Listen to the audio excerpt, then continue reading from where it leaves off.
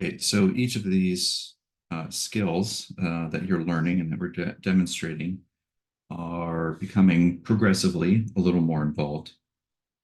So that's going to be true here in finding an equation of the line given 2 points. So previously we had the slope in 1 point, but now what if you're not even given the slope? Now you're just given 2 points that are on the line. What is the equation of a line? So a lot of the time, you're dealing with raw data in the form of just points, ordered pairs, and you will not be given the slope. So if all you have is data points, then how can you find the equation of a line without the slope? So the answer is to pick any 2 points. So one point will be x1, y1. The second point will be x2, y2, and substitute them into the definition of the formula for the slope.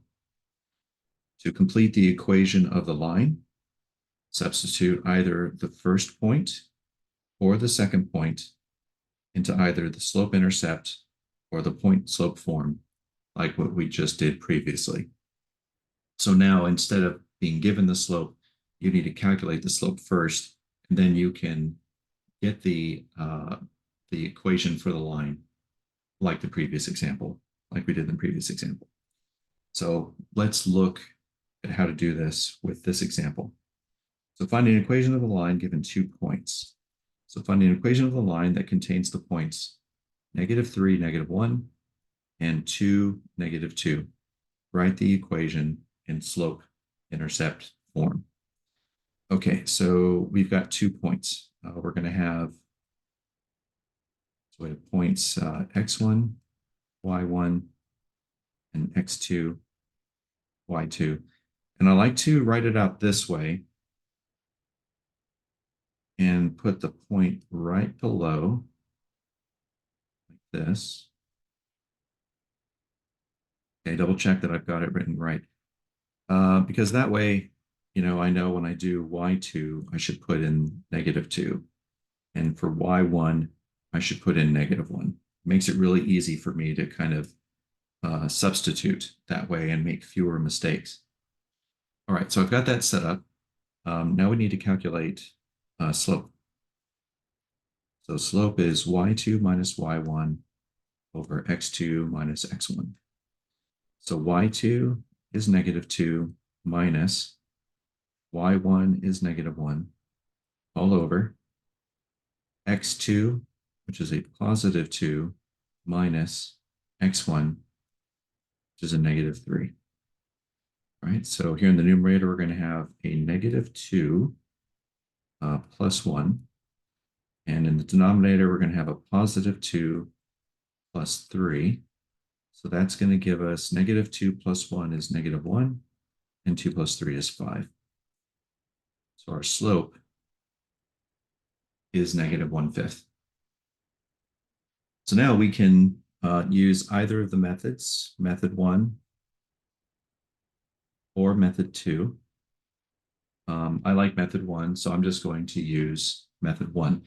You could use method 2 if you want, and you'll know if you get it right, if you get the same answer that I'm going to get. All right, so we have a slope. I don't even need to write it down. I've already got it there. Okay, so we have a slope of -1/5. And now I need to use a second point. I need to put a point in here because we got y equals mx plus b. Okay, I guess I'll go ahead and put it here. So we know the slope is -1/5. Which point am I going to use? It really doesn't matter. I could use this one, or I could use this one. I'll use the first one. So -3, -1. So here, y is -1. Slope is -1/5. Our value of x is -3. And then that's plus b. So here we're going to have -1. Oh yeah, that's right. We have -1, and then negative times negative is positive, and 3 times 1/5 is going to be 3/5. That's plus b. Subtract 3/5 from both sides. And so that's going to be 0 there. So B is going to be -1 and 3/5. You can use a mixed fraction there. All right, so I already know that my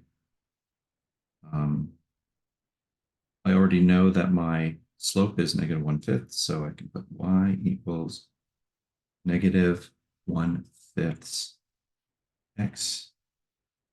That's going to be -1 and 3/5.